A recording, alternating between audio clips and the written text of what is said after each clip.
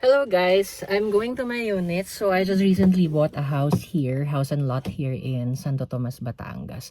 So I'm gonna show you the raw house first kasi it's still being built for construction. Kasi I made for a kitchen. So let me go to the house.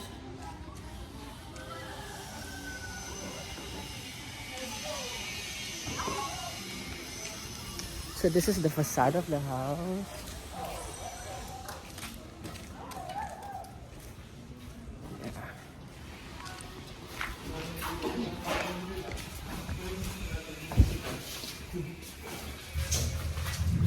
Hi, Kuya. Hi.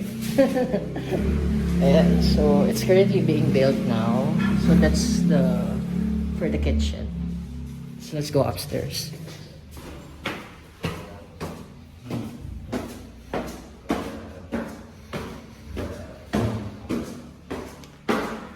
So this is the toilet on the second floor. Tapos, ito yung second room. So there's a provision for aircon.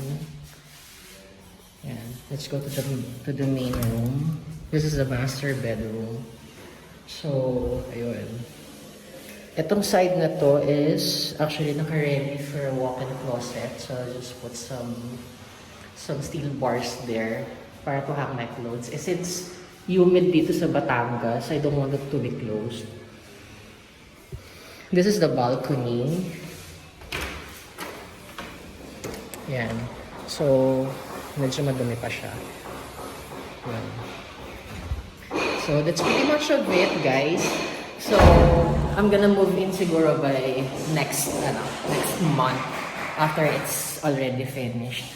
So, this is the view from the backyard. Yan.